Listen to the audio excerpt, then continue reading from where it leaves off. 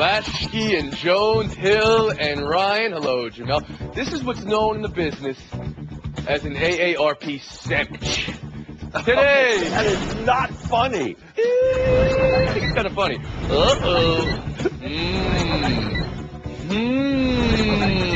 And also, where'd it go?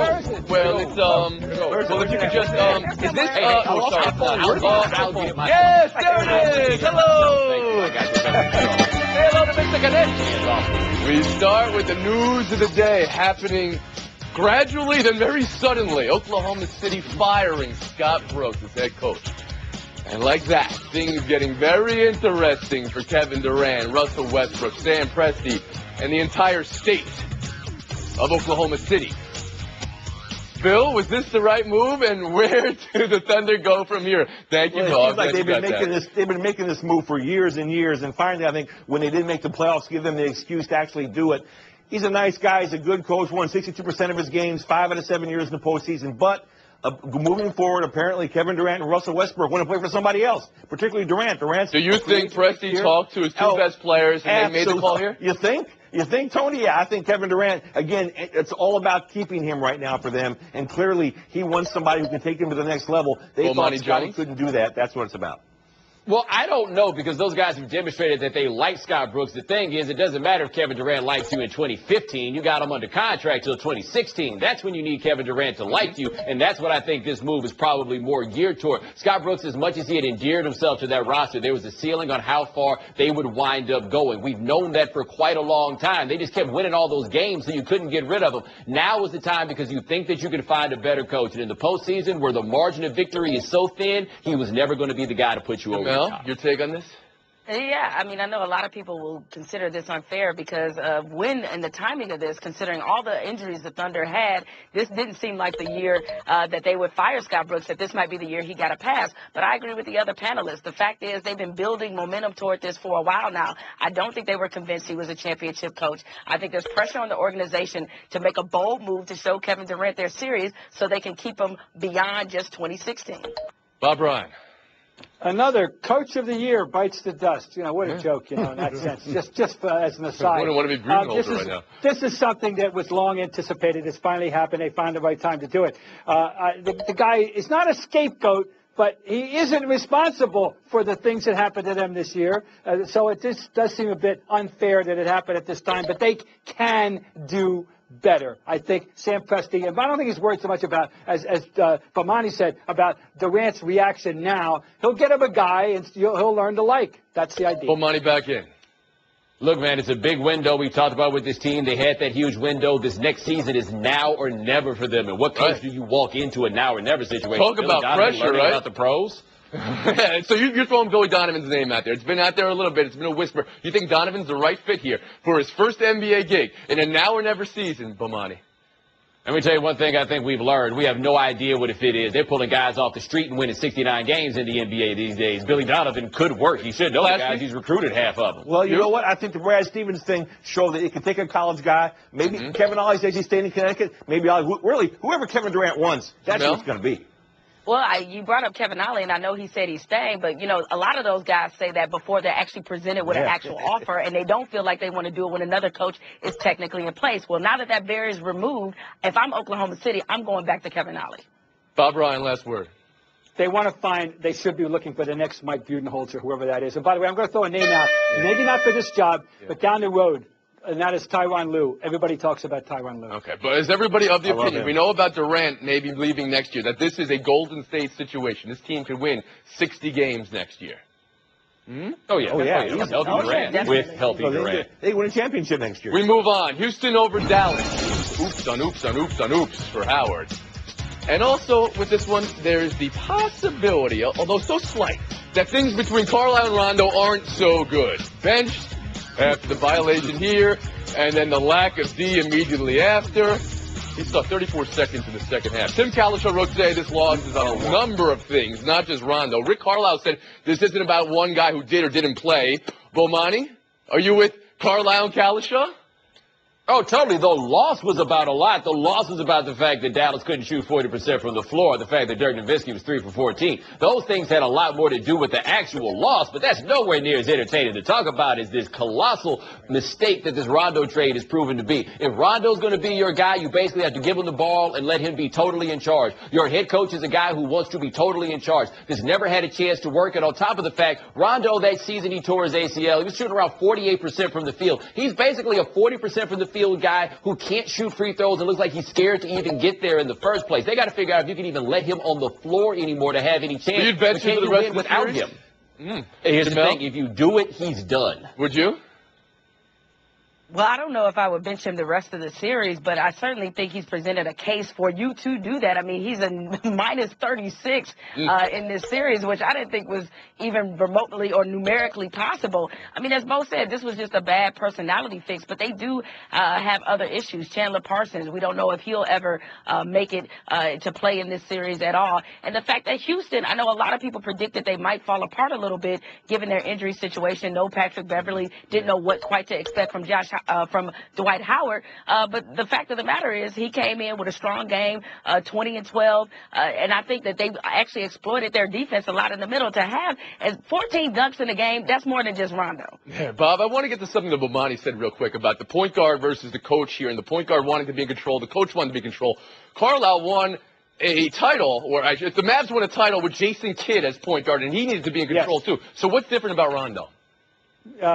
What's different about Rondo? Is that a rhetorical question? There will be a college course next year, Rajon Rondo, colon the whys and wherefores, and it'll be a sold out course. No one understands that. Let me just, I can't answer that. No, everything's different about Rondo. Okay, that's the answer. It's one thing if a guy doesn't make shots, and we know he doesn't make shots. It's another thing if a guy quits on you, if a guy isn't trying, if a guy's walking above the floor to get a violation, if the guy is fouling people on purpose and playing mindlessly, if the guy is showing disrespect for the game, his teammates, everything. I don't know where he's going. And by the way, this is a guy that wants to go out and be a free agent, get a max contract. Well, that's the other thing, right? I have no idea what's going on in his head. All right. How much money has he lost in the last 2 games? Plasky, real quick. Kobe, cancel that breakfast. That next breakfast, cancel it. It's all. We don't want him in L.A. So 3 words while Rondo's lost, while he has to play, and while this led to the Mavs defeat, J.J. Barea. They cannot win and beat the Rockets with Barea playing 40 minutes at point guard. Can't do it. Bomani Jones. Do not listen to Bill Plaschke. Please go to L.A. so we can see Rondo and Kobe together. All of us just want to see it for a couple of minutes. That would be the most intriguing NBA story you think his career's salvageable, though, right, Bomani? Jamel? I mean, if he can't shoot and then he can't distribute, like, what is there for him to do if he can't shoot without the ball? Bob, he never could shoot. No, but he's 29 years old, and he's shooting .397 from the line, and history tells us that never reverses itself. He is finished as any kind of a viable force in the NBA. Oh, okay. We've been horned. We'll move on. Boom! The Cavs. They were up 2 mid-fourth before pulling away. LeBron said after the game they can't go to Boston, play like they did either of the first 2 games, and win. Jamel, your impressions of the Cavs so far? My impressions of the Cavs are not that we should be taking anything away from them because they've had to win a certain way. We should actually be crediting the Celtics because that's a nice young team that has a lot of pieces, just not a star piece. I'll say this. Have we not seen in LeBron's recent history in Miami? I think he's perfectly happy being able to win with another great player alongside him, just like he did with Dwayne Wade. And Kyrie Irving is just a younger, more talented version at this particular stage in his career. So, yes, they have 2 of the most talented players in the league. It's okay to win that. So not impressed, but not alarmed either, I think, is what I gathered from that. How about you, Bob? Yeah, look, I've seen this act before. They closed out a series when he was with Miami in which he, Bosh, and Wade scored the last 55 or 60-plus points in the game, going back to the middle of the 3rd period. This is nothing new. They're not playing great, but they will get better. The Celtics are giving them nice opposition. It's congratulations, and we like that. But the fact is that when they need to assert themselves, they assert themselves. Bill Plaschke? Bob, this wasn't 3 guys. This was 2 guys, and only 2 guys scored in the 4th quarter. Their bench was outscored 51-7 by the Celtics. Believe me, I've covered Shaq and Kobe out here. Big 2 is great. Some point during the playoffs, you're going to need the bench. You're going to need the role players. I want to see them step up pretty quickly. And you need a bench or role player. They need the starting power forward on the team. Bomani Jones, last word. No, I'm right there with Bill. You can do this against the Celtics with 2, but that's all they've got are 2 guys. And as good as Kyrie Irving is, he's not as good as like 2011, 2012 Dwayne Wade. Those 2 guys aren't going to be enough to win a championship. Flasky 13, Jones 12, Hill 13, Ryan 15. We've been home and taking a break. Later, the hockey game that had everything. Hey, including a TSA pat-down. Where's that? Stick around.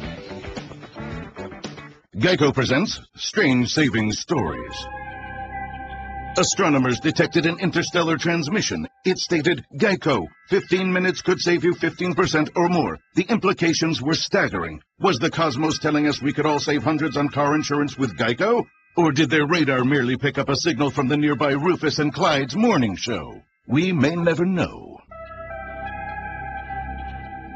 Geico. 15 minutes could save you 15% or more on car insurance. Buy or sell. Walk-off, run-off, skate-off wins for the city of Washington yesterday. And by the city, I mean the district, which is making for a fun back page in the Washington Post. Here's Escobar going yard, and then there's, of course, Backstrom in overtime to beat the Islanders. And John Wall devouring Lou Williams on one end, dissecting him on the other. Wizards are the only road team this postseason to win a game. They've won 2, breaking the Raptors, Flasky. What does it mean? It means a lot. It means 9% of teams that win up 2 games in a row in the NBA Guest 7 series win that series. This means that the series is just about done with Wall playing as well and Kyle Lowry scuffling. This series is just about over with. It means that the Wizards appear to have made an upgrade in the part of the program where they had their biggest shortcoming, which was coaching. Randy Whitman, he's just wearing the suit. Paul Pierce appears to be the new coach, and Brad Beal and John Wall seem to have heard his message. Jamel Hill? Yeah, I agree that it means a lot. It seems like they picked up and carried some of the momentum that I saw them establishing last playoffs when I came into this season thinking that they would really, really make a major push. I think this is huge for them as they head into the next round because this is a really formidable team. They got all the elements. Bob Ryan. If the playoffs started 3 months ago, Toronto would probably be up 2-0. If they started a month ago, this shows you that it's good to be hot at the right time. The backcourt is playing great. They think they're great, and actually they're playing great. Buy or sell 2, this Braxton Miller to Alabama buzz. Feinbaum started it. Nick Saban tried to end it by saying he didn't know what or who we were all talking about. Bomani just buzz or something more? Well, I think something more, because if it's being discussed, it's coming from somewhere. Do we know if Braxton Miller can throw a football yet coming off that shoulder surgery? Because I take even discussing this as somebody looking at the Alabama depth chart and being like, I don't think we like it. Okay, but hasn't Alabama thrown out QBs who've had a problem throwing the football in the past before? The games Go ahead, Hill. Yeah, I think it is something more, and it will be because we all see what the quarterback situation in Ohio State for what it is. One got to go. And so I think a lot of us have targeted Braxton Miller, and he seems like somebody who's always going to be the source of a lot of conjecture just based off the situation. Bob Ryan. I can believe it. We've all been waiting for a QB shoe to drop in Columbus, Ohio. This is like too good to be true. It just makes perfect sense on both ends of it. I want it to be true. Flashy. Makes total sense in Alabama. It's not so much about what a great passer he is. He's a winner. Miller is 22-2 as a starter. You don't think Saban likes those kind of leadership in his backfield? Certainly, of course, it would make sense for Alabama. Would it make sense for Braxton Miller as well? Well, yeah, absolutely, because he's one place he can win right now and get back in the Heisman. Oh, he could win right now if he's the starting quarterback at Ohio State, I guess. But he's not going to be the starter. He's not going to be a starter. Maybe he would bet on himself. Buy or sell 3. Jameis Winston saying he didn't steal the crab legs. He was hooked up with the crab legs by a crab leg hooking up employee at Publix. Jamel, what are you buying? What are you selling? I buy that was the reason why he looked so comfortable walking out with him, which is what I said at the time. What I'm selling is his explanation, because he didn't sound like somebody who knew, yes, ladies and gentlemen, some hookups are actually a crime. If an employee steals from the store and gives it to you, you are receiving stolen property. That is a crime. Right. And it sounded like Jameis Winston didn't know that. Do the words revisionist history have any meaning to anybody here on this panel? Who's he kidding? He now comes up with the story a year after the fact. I'm selling. Okay, Flashy. Yeah, I'm selling the store. You know, I've gotten crab legs, too, from an employee at Publix, and they're a store like that. Then I've walked to the front and paid for them on the way out. You don't, yeah, you get stuff in the back, you pay for it on the way out. This makes no sense at all. The fact that he's just telling the story now, even Jimbo Fisher has never heard the story. Well, that's true. Bill, were you trying to get inside information points by saying you, too, have received crab legs at a Publix before? Bobby Jones. Bill, it makes all the sense in the world. When you go to Publix, you have to pay for stuff. When Jameis goes to Publix, he doesn't have to pay for stuff. It was the hookup gone bad. I see how it went. And I would be honest with you. If you work at the store and you tell me that I get the stuff for free, I'm going to assume that you already worked this out with your manager. It's not for me to be trying to work this stuff up and how y'all do things at the office. You're the representation of the corporation, and I'm walking out with these crab legs. Okay. All right. Ryan, Hill, Jones, enough to advance. Plashke, the next to go. What's the last word? I consider it a triumph at any grocery store if I could go through the self-checkout and do the little beep, beep, beep. If I could get that, I've had a good day. Thank you for that extra special glimpse into your life. Lightning round is next. To cover it up, Jose Bautista giving the camera up a little time to explore the Zoom. Oh!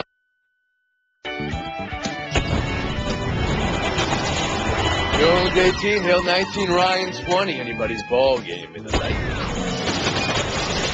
3 overtimes, a delay because puck got lost in gear, which turned into a pat down.